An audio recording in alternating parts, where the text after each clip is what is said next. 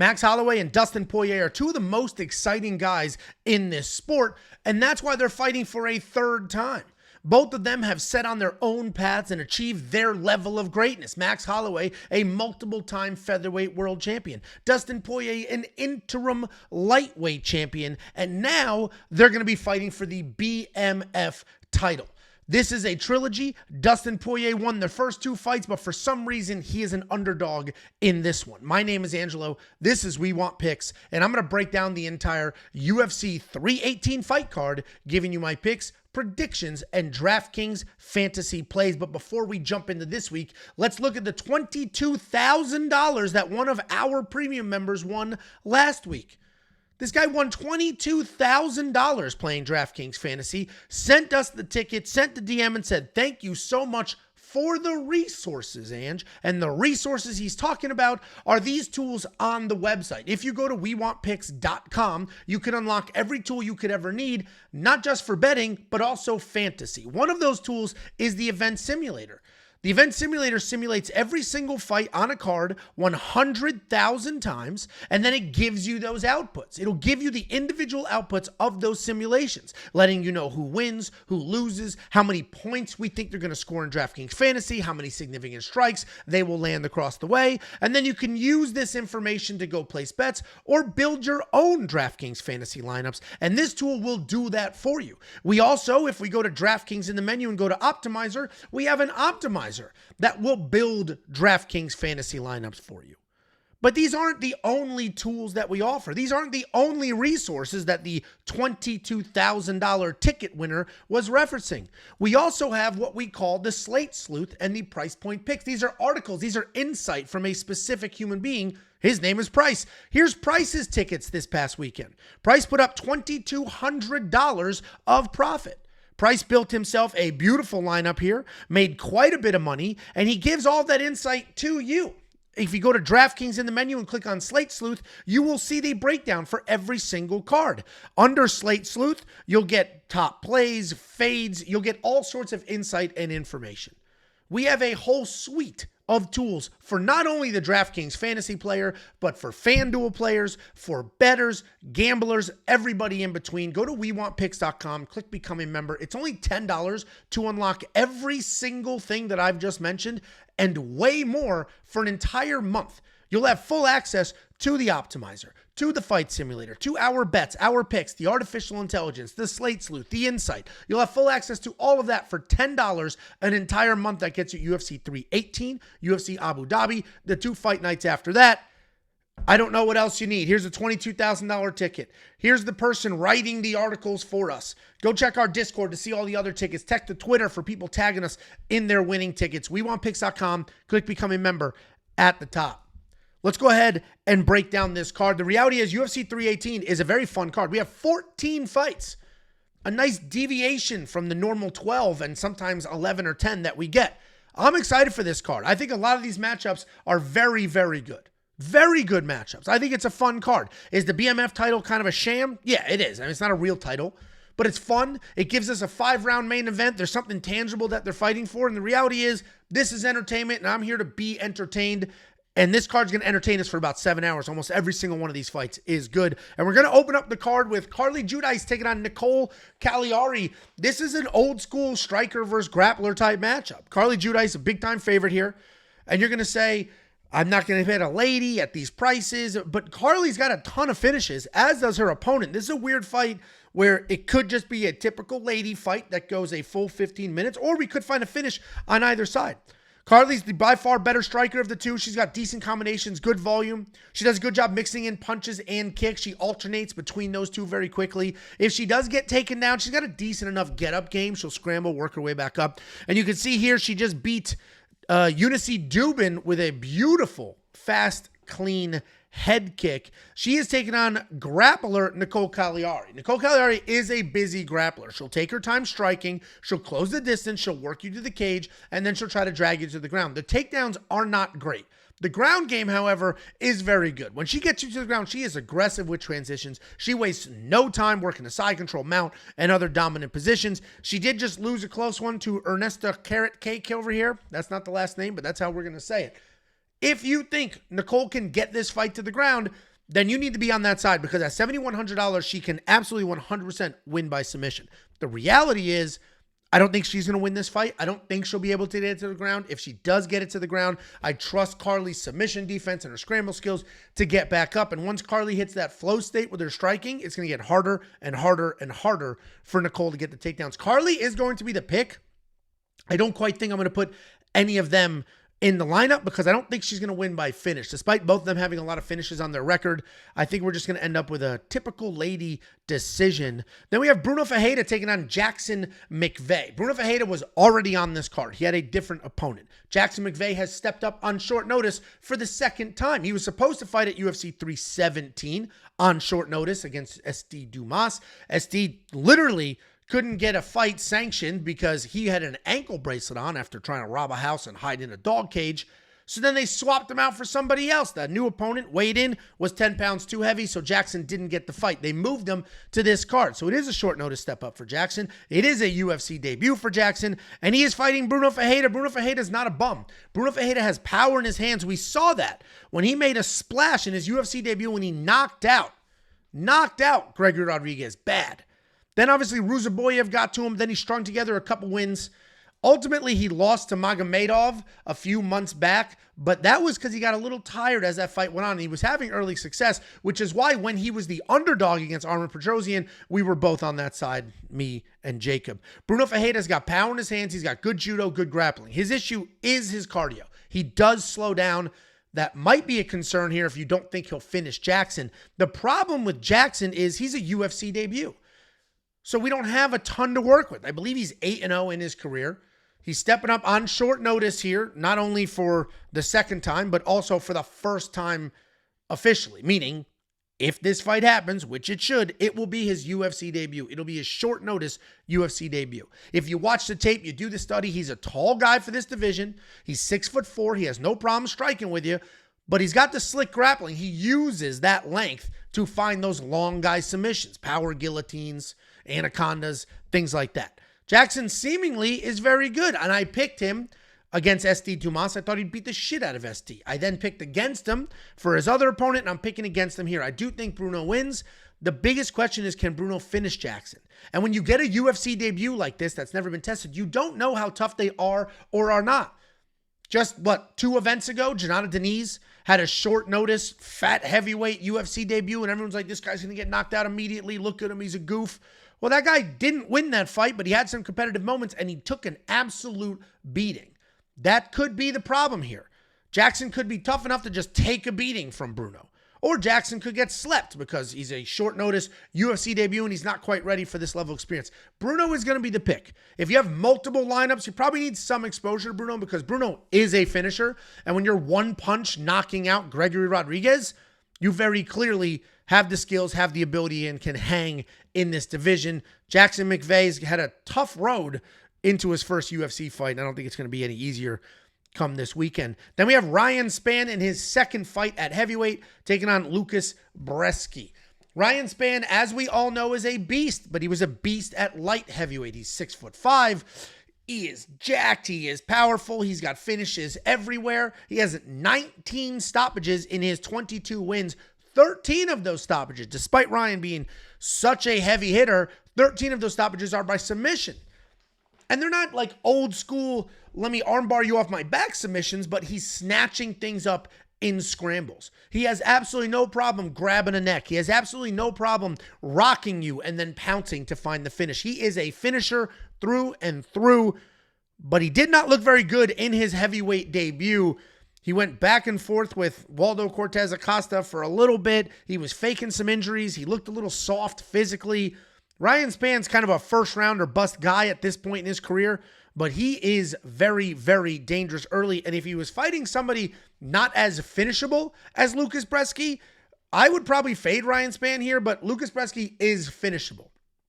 He himself, pretty well-rounded overall. He's got good power, good speed. The takedown defense is there. He's got nice leg kicks. He's athletic. He'll spin around every now and then for no reason whatsoever, but he can be chinny. He's not a quitter, but it's not really up to you. If your chin isn't there, it is not your choice if you're quitting or not. The chin decides for you, and that's sort of where Lukasz is. So Lukasz Brzeski can win fights.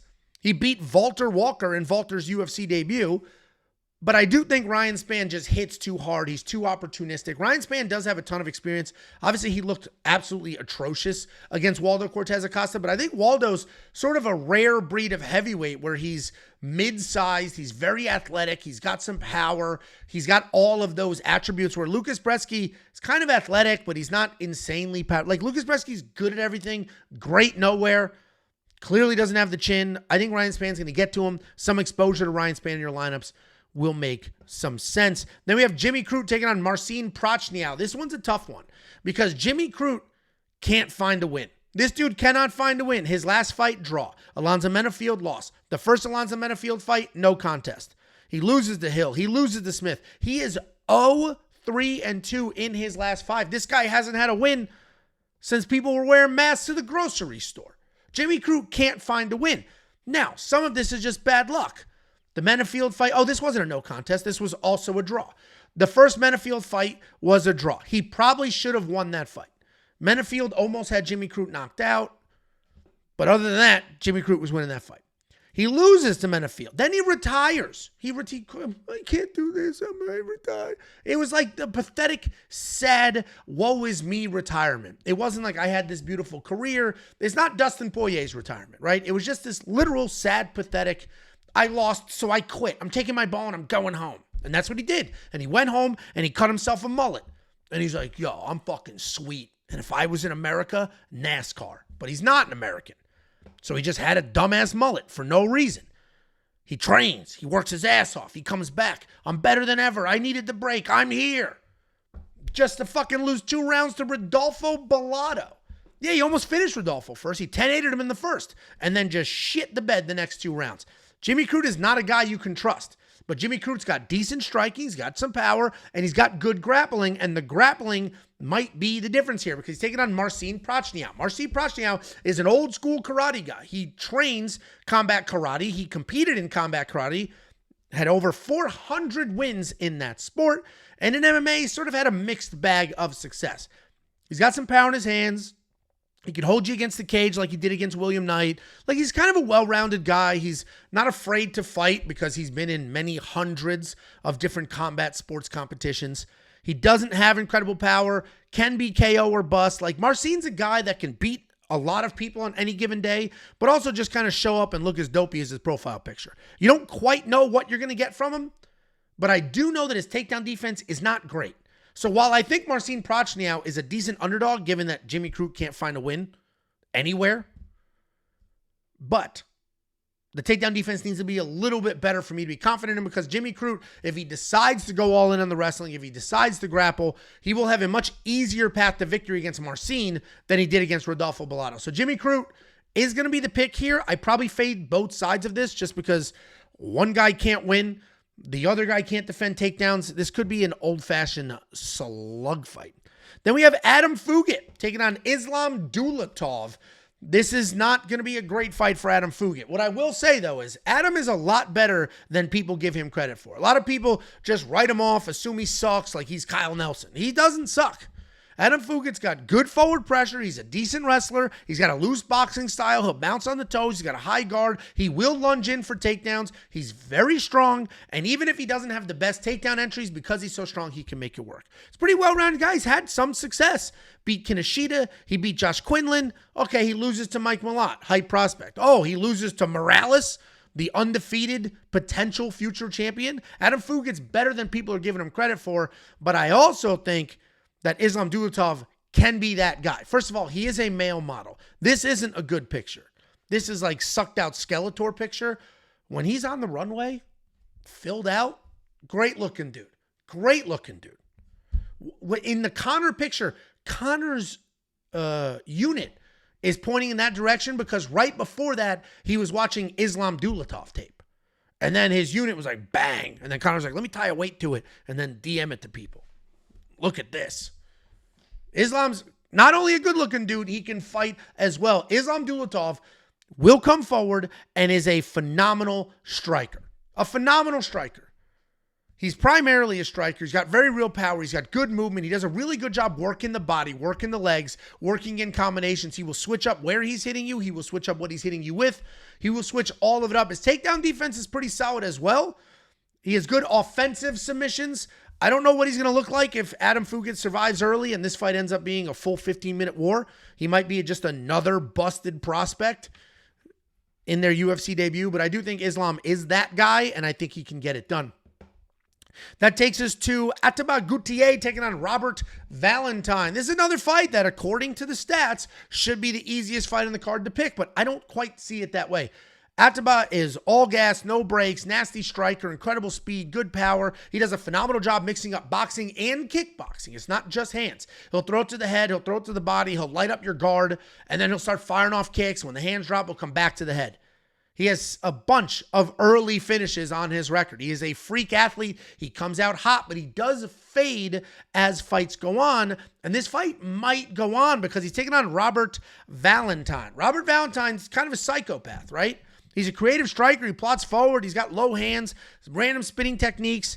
I'm going to compare him, and I shouldn't, but I'm going to compare him to the light heavyweight psychopath, right? We're going to compare him to a creature from the mountains with a beard that'll get after it, that says weird stuff.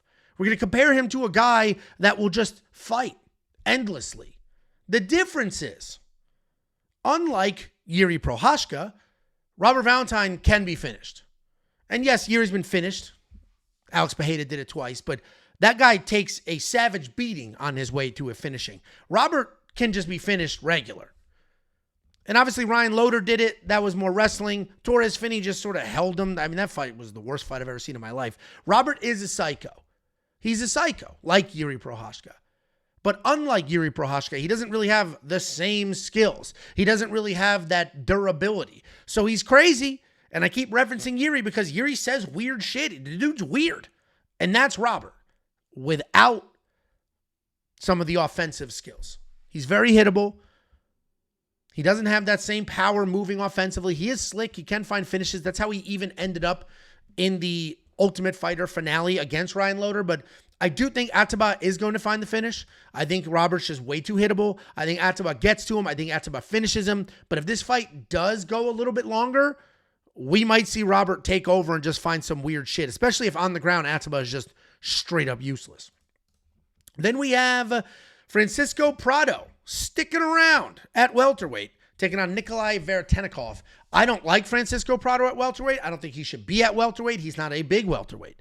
Obviously, he moved up to welterweight because he didn't quite have a ton of success at lightweight, and he was looking for, I don't know, some sort of relief. Maybe I'm cutting too much weight. Maybe I'll look better if I move up. Well, he moved up, and he lost to Jake Matthews. That loss aged a little bit better now, didn't it? Because Jake Matthews just looked great against Chidi and Njokuani, as we predicted and as we bet on. Francisco Prado should win this fight.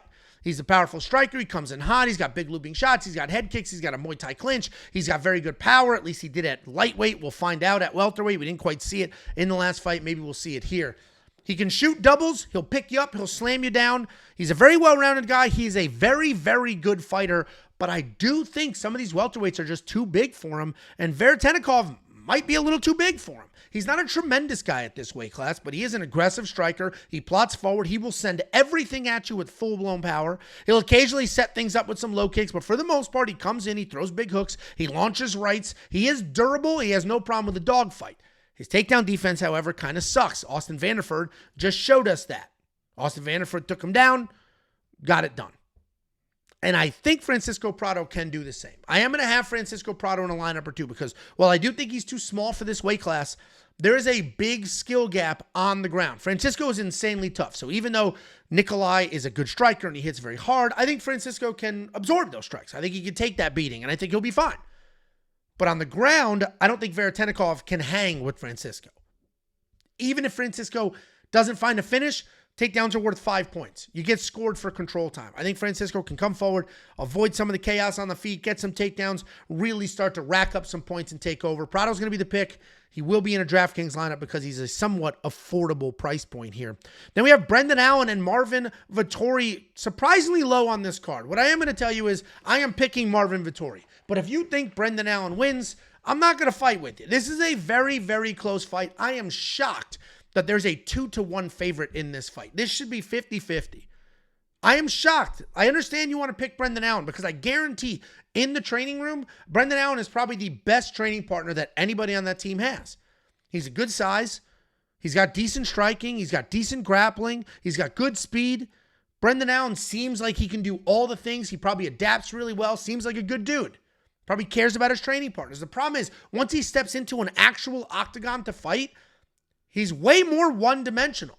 Now, what that dimension will be, I don't know, because sometimes he only strikes. Sometimes he only grapples. We don't really get a lot of Brendan Allen fights where he comes out here having success striking, throws an uppercut, shoots a takedown, works the, like it's one or the other. He is either coming at you to grapple or he's coming at you to strike. And if that doesn't go well, he doesn't fall back. He doesn't lose the striking exchanges and then say, shit, let me mix in a takedown or two. He just continues trying to do that. Go back, watch the Imavov fight where he had one takedown, won that first round, looked good, could not find another takedown the rest of the fight. And instead of just adjusting and saying, I got to strike with this guy, he just kept diving at legs desperately, looking stupid. And that's the issue with Brendan Allen. While he has each individual talent, he doesn't mix them up that well. He is coming off this loss to Anthony Hernandez, which on one hand, you want to be like, dude, there's 2 losses in a row. On the other hand, Anthony Hernandez is on an all-time tear, an underrated tear at this weight class. He's taking on fellow Italian Marvin Vettori. Is he a hothead? Of course. We all are. We all are. Surprisingly, he was the cooler of the two in the lobby fight. If you didn't know, these two had a small, brief fight in a hotel lobby about a year or two ago.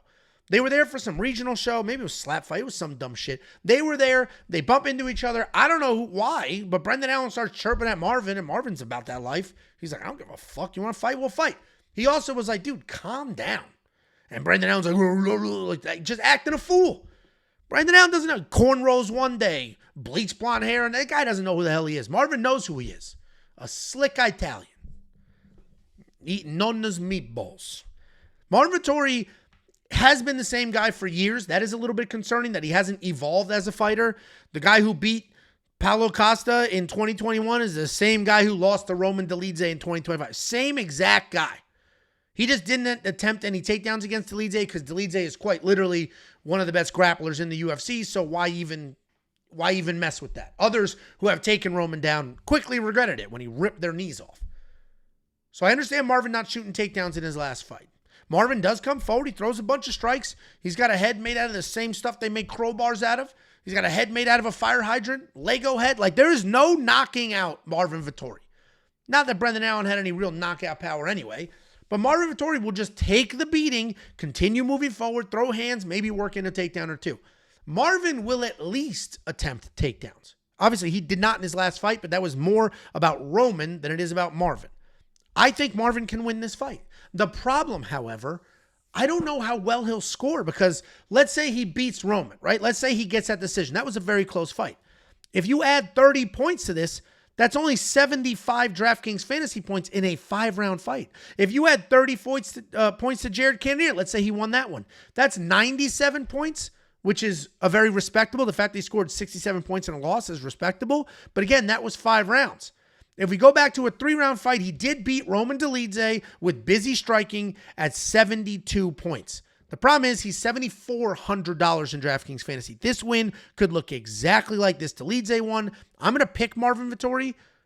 I'm not going to put him in my lineup because I don't know how well he'll score, but I'm definitely going to fade Brendan Allen because even if Brendan wins, I don't see him submitting Marvin. I imagine it's a pretty close fight. Unless Brendan comes out here looking like a Division I national champion wrestler, just tossing Marvin around. But nobody's done that. And I don't imagine it's going to be Brendan Allen. Then we have Vinicius Oliveira taking on Kyler Phillips in the featured prelim of the evening. I think Vinicius is an absolute dog, and I will have Vinicius in my lineup. I fully understand that he only scored 80 points in his last fight, and he's $8,500 here.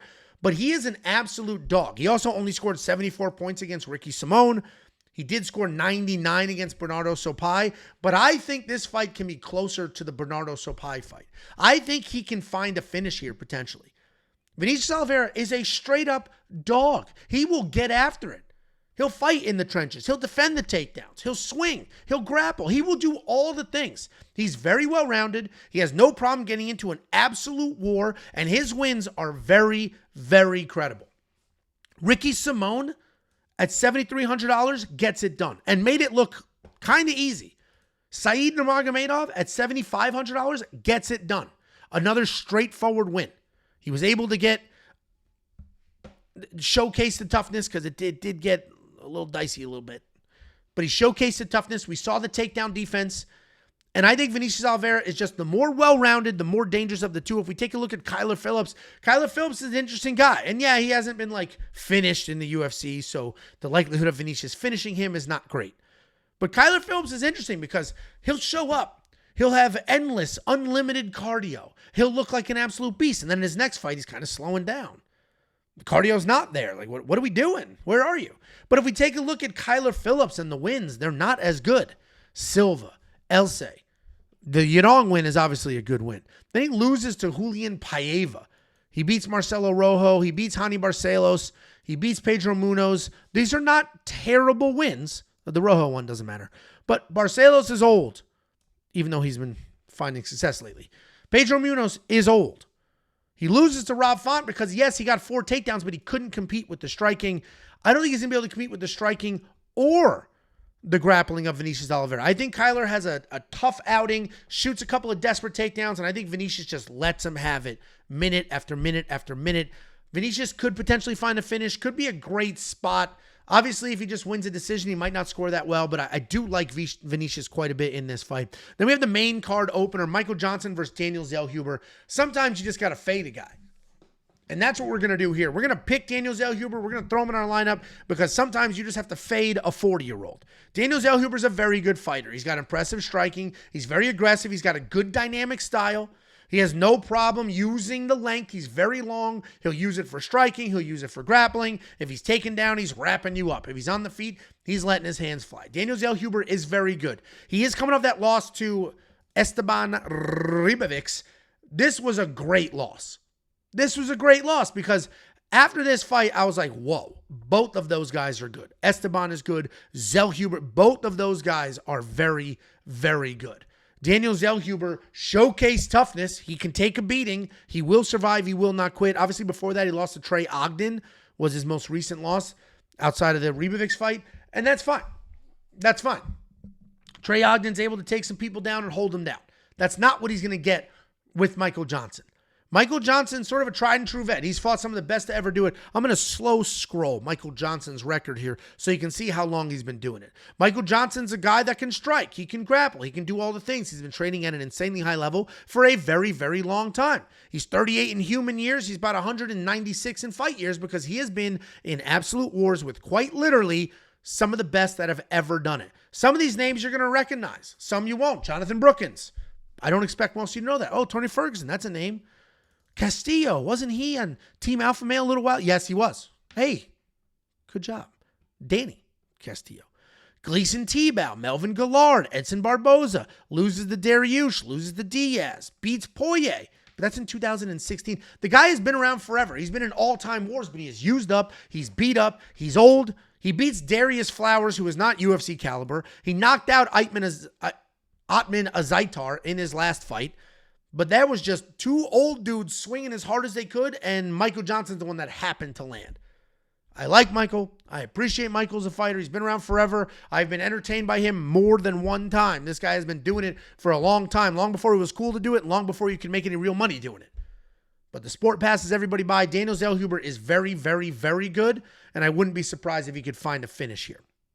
Then we have the second fight on the main card, and that is Dan Ige and Patricio Pitbull. Dan Ige, as we all know, thank you, Dan, when he saved the co-main event at UFC 303. Dan Ige is a guy that's going to beat a lot of people, lose to a lot of people, never fight for a world title, but you are 100% sure he's going to go out there, he's going to hit you as hard as you can, he's not going to quit, and he's going to be exciting. That's a Dan Ige fight. What is he amazing at? He's not amazing at anything. There's not one thing we're like, whoa, dude, Dan Ige, phenomenal grappler. Whoa, it's none of those things. Dan Ige, however, hits very hard. I forget who it was, but they said the hardest they've ever been hit was from Dan Ige. Who was it? Let's see. Was it Lerone Murphy? Let's see. Who else has he fought? Josh Emmett, maybe? One of these people said the hardest they've ever been hit was by Dan Ige. I forget who it was. Not Andre Feely. I don't know. Who gives a shit?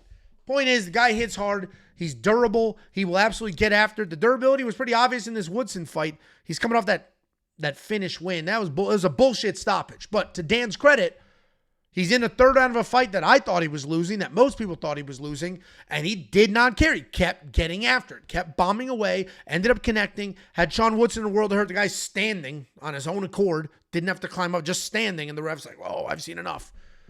Needed one more minute for that over to hit. Anyway, Dan Ige, very tough. You know what you're going to get with a guy like that. He is taking on former Bellator great Patricio Pitbull. Patricio Pitbull, as I mentioned, former Bellator great, but just those words don't quite give it enough credence. This gentleman won his first Bellator tournament in 2013. And since then, he has fought for, won, defended 16 belts since then. The same belt multiple times, moved up in weight, won that belt, defended that multiple times, went down in weight, fought for that belt. This guy has been fighting the best that Bellator has to offer. And you could say Bellator has nothing to offer. They suck. Look at Patchy Mix. Or you could say, irregardless of what you think the Bellator talent level is, this is a guy that fought the best in the world several times over and achieved consistent success. Consistent success. Went up and down multiple weight classes, winning. He hits hard. He's aggressive with the grappling. He's aggressive with the striking. He's a durable guy. The problem is he's old. We're not getting prime Bellator Pitbull. We're getting 38-year-old Pitbull. And that's what makes this tricky, because I think Pitbull's the better fighter here. Just skill for skill. I think he's a better fighter than Dan Ige. But maybe when he was 32 or 30, but not 38.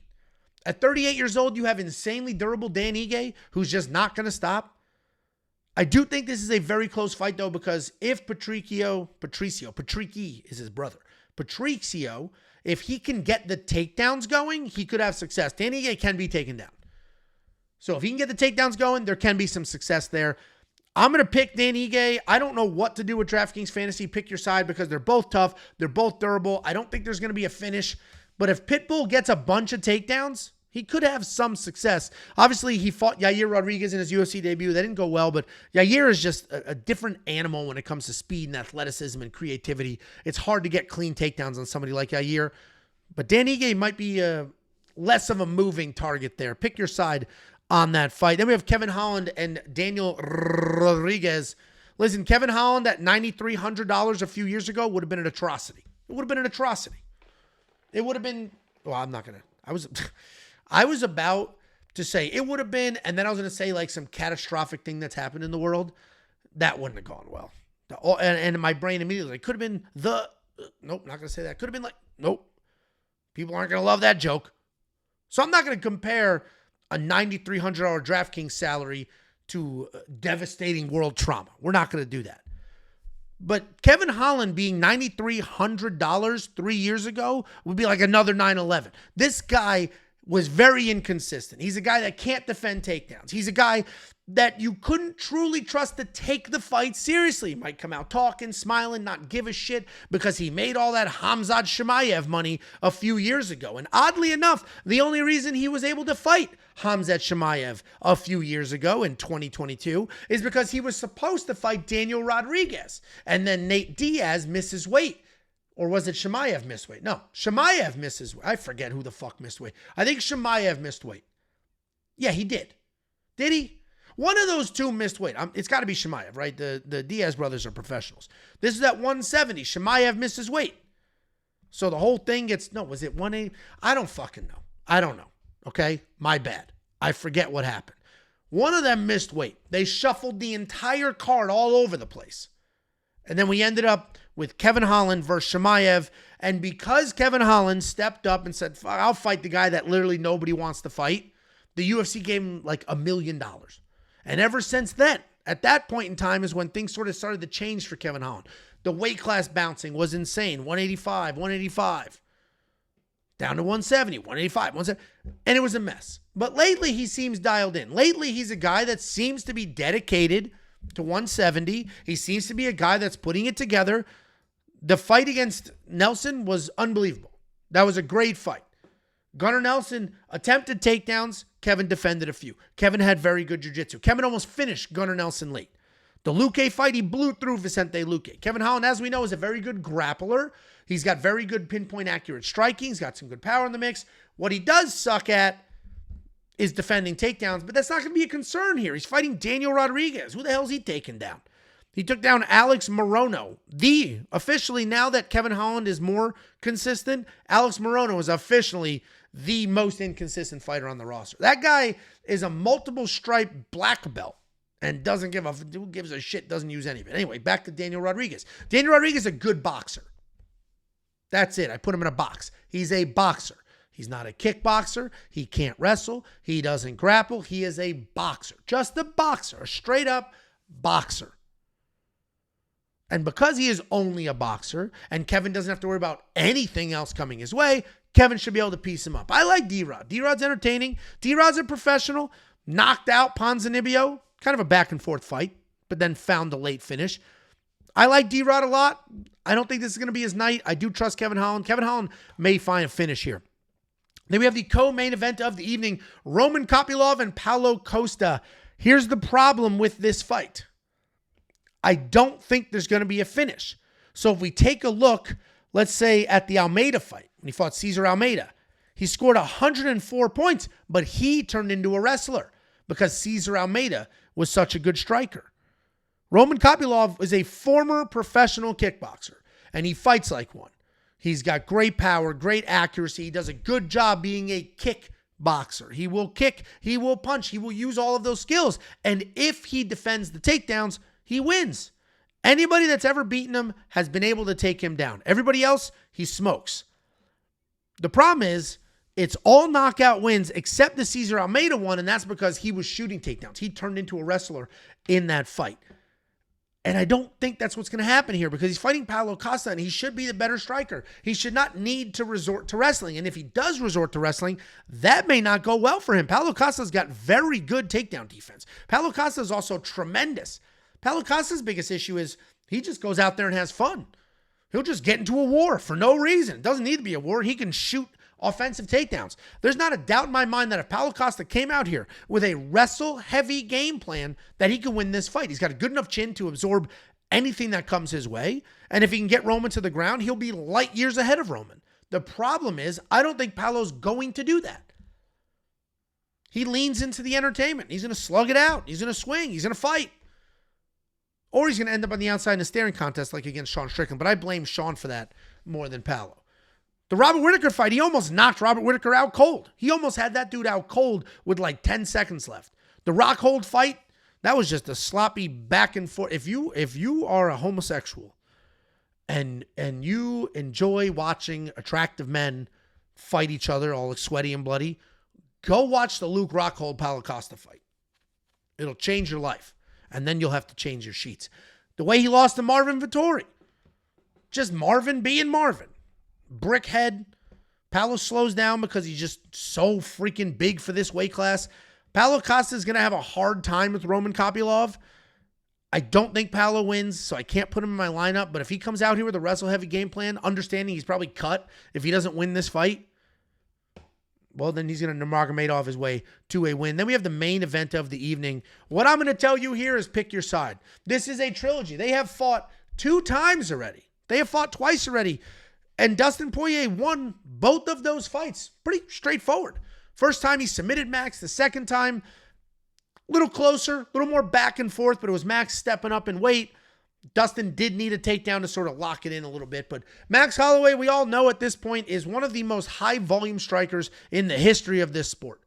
He has not only the significant strikes landed record, it's not even remote. There's nobody anywhere near him. Like it is...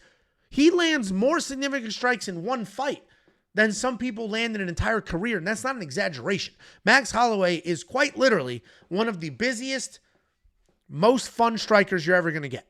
He's fluid. He flows nicely. He's got a good chin, so he'll take a beating, he'll let his hands go, and he will dot people up.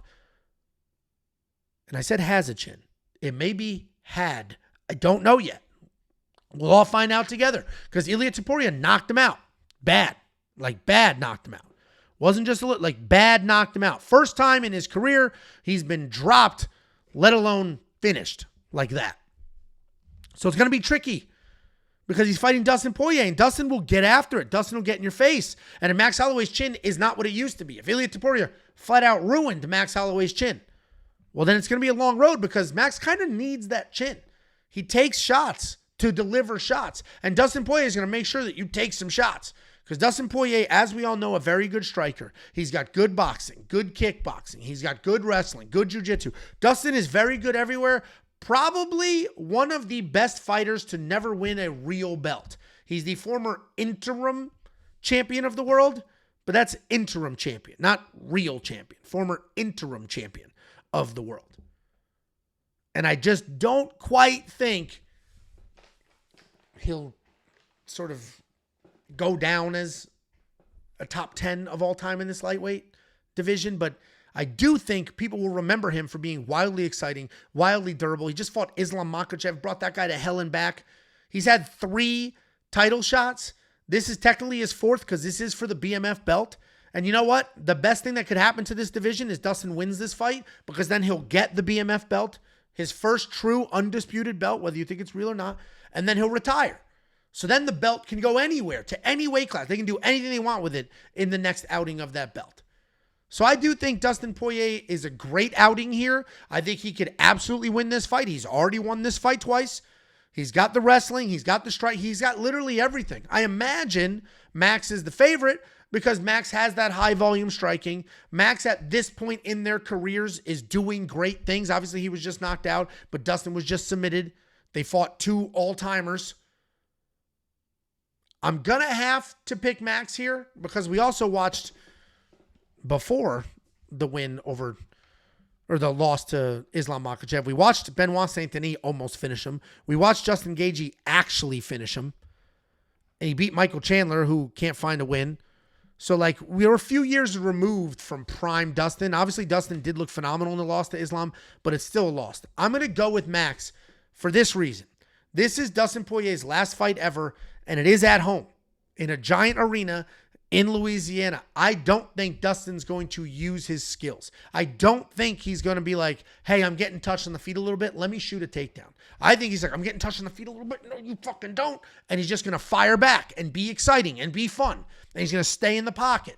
And it's going to be a lot of pointing at the floor. I don't see Dustin going out with a wet blanket game plan. I see Dustin going out the way he came in, just getting after it. And for that reason, I got to go with Max because of the volume and the accuracy. I think Max is the more technical striker of the two, despite Dustin being the more versatile of the two. Guys, that's the breakdown.